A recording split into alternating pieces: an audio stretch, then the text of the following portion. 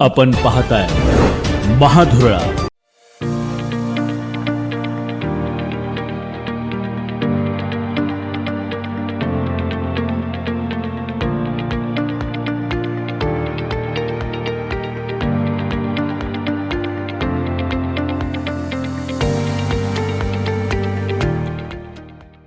नमस्कार. महाधुरळा युट्यूब चॅनलमध्ये मी गुरु वाळमाळे आपल्या सर्वांचं मनापासून स्वागत करतोय. कोल्हापूर महापालिकेची रणधुमाळी सुरू झालेली आहे.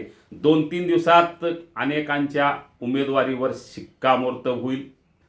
काही जण अजूनही आपल्यालाच उमेदवारी मिळावी यासाठी प्रयत्न करत आहेत. त्यासाठी नेते मंडळी वेगवेगळ्या माध्यमातून चाचपणी करत असताना आता अनेक उमेदवारांनी थेट प्रचाराला सुरुवात केलेली आहे. अशाच काही उमेदवारांचा परिचय आपण महाधुरळा युट्यूब चॅनलवर पाहणार आहोत. आज आपण पाहणार आहोत प्रभाग क्रमांक 18 मध्ये इंद्रजित अभिजित शिंदे हे इच्छुक उमेदवार आहेत भाजपकडून आणि प्रभाग क्रमांक 18 मध्ये. खरं तर ह्या प्रभागात सम्राटनगर, वर्षानगर, सुभाषनगर, साळोखे पार्क, जुना रामानंद नगर, बळवंत नगर असा मोठा परिसर येतोय. या प्रभागात इच्छुकांची संख्या तशी महाविकासकडे मोठी आहे तशी महायुतीकडेही मोठी आहे. आणि याच मोठ्या प्रभागात आता इंद्रजित अभिजित शिंदे हे इच्छुक आहेत भाजपकडून. खरं तर अभिजित शिंदे हे तरुण नेतृत्व, अतिशय तरुण नेतृत्व, पण इतिहास महत्त्वाचा, कारण त्यांचे वडील अभिजित शिंदे यांचं नाव माहीत नाही असं प्रभागात कुणी व्यक्ती नाही. कारण अभिजित शिंदे यांनी अनेक वर्षे अतिशय चांगलं काम करून त्या प्रभागात आपलं नाव तयार केलं होतं. यापूर्वी 2000 साली ते निवडणुकीच्या मैदानात उतरले, पण केवळ 125 मतांनी त्यांचा पराभव झाला. पराभव झाला म्हणून त्यांचं सामाजिक काम थांबलं नाही. अनेक वर्षे समाजकार्यात त्यांचा अतिशय सक्रिय सहभाग होता.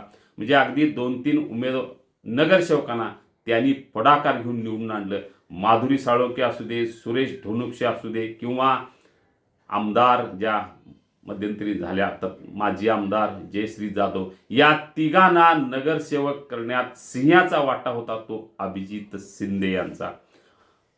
त्यामुळे या भागात अभिजित शिंदे या नावाचा दबदबा होता. पण त्यांचं दुर्दैवाने निधन झालं. कारण एक सामाजिक काम ते करत होते, अडीअडचणीला मदत करत होते, सर्व क्षेत्रात त्यांचा अतिशय चांगला संपर्क होता, संबंध होता. त्यामुळं अभिजित शिंदे यांच्याकडे गेलं की आपलं काम होणार, आपली समस्या सुटणार असं हे व्यक्तिमत्व होतं. पण त्यांच्या मृत्यूनंतर, त्यांच्या निधनानंतर त्यांच्याच कार्याचा वारसा इंद्रजित शिंदे आता चालवत आहेत. गेले काही वर्षे इंद्रजित शिंदे यांचं सामाजिक काम सुरू आहे. खरं तर इंद्रजित शिंदे हे सिव्हिल क्षेत्रात कार्यरत आहेत. त्यांचा चांगलं काम त्या क्षेत्रात आहे. पण वडिलांच्या समाजकारणाचा वारसा जपत त्यांनी आता राजकारणात प्रवेश करायचा निर्णय घेतलाय. त्याचाच पहिली पायरी म्हणून ते आता महापालिकेच्या या निवडणुकीत मैदानात उतरणार आहेत प्रभाग क्रमांक 18 मधून. त्या दृष्टीने गेले काही महिने, काही वर्षे त्यांनी कामही सुरू केलेलं आहे. जे सरकारी योजना जनतेपर्यंत पोहोचवण्यासाठी त्यांची सातत्यानं धडपड सुरू आहे. आयुष्यमान कार्ड असू दे, सुकन्या समृद्धी योजना असू दे, किंवा आणि सरकारच्या ज्या उपक्रम आहेत, भाजपचे जे उपक्रम आहेत, त्या सगळ्या उपक्रमांना जनतेपर्यंत पोहोचवण्यासाठी इंद्रजित शिंदे यांचा नेहमीच पुढाकार आहे. गड इंग्रजला एक शाळा दत्तक घेतली, त्यातल्या मुलांना शैक्षणिक खर्च ते देत आहेत. म्हणजे वडिलांच्या स्मृतिदिनी अनेक उपक्रम त्यांनी राबवलेले आहेत. त्याशिवाय त्यांच्या वाढदिवसानिमित्त सुकन्या समृद्धी योजनेचा प्रसार आणि प्रचार करताना तब्बल 25 मुलींना त्यांनी मदत केलेली आहे. 225 पेक्षा अधिक लोकांना आयुष्यमान कार्ड त्यांनी काढून दिलेलं आहे. सगळ्यात महत्त्वाचं, खेळ आणि खेळाडू यांच्यासाठी मदतीचा हात पुढे करणारा हा कार्यकर्ता आहे. खेळाडूंना मदत असू दे, खेळासाठी प्रायोजक पद असू दे, या सगळ्यासाठी इंद्रजित शिंदे यांचा एक पाऊल नेहमी पुढं असतं.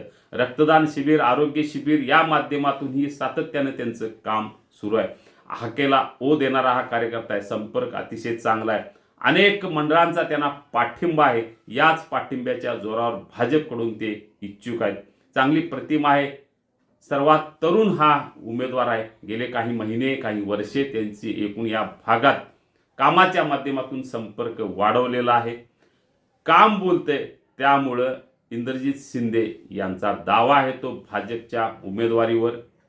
एकूणच वडिलांचा वारसा, वडिलांनी केलेलं काम, त्यानंतर इंद्रजित शिंदेने अलीकडच्या काळात केलेली सामाजिक कामं, अनेकांना शैक्षणिक मदत असू दे, आरोग्य शिबिर असू दे, इतर विविध क्षेत्रात केलेली कामं आणि सोबत असलेली तरुणांची फौज, या सगळ्या भांडवलावर, या सगळ्या कार्यकर्तृत्वावर इंद्रजित शिंदे आता भाजपकडून प्रभाग क्रमांक 18 मध्ये इच्छुक आहेत. उमेदवारांची संख्या, इच्छुकांची संख्या मोठी आहे. पाहूया काय होतं ते. आपल्याला अशाच काही उमेदवारांचा परिचय किंवा राजकीय ब्रेकिंग न्यूज हव्या असतील तर आत्ताच सबस्क्राईब करा महाधुरळा यूट्यूब चॅनल. धन्यवाद.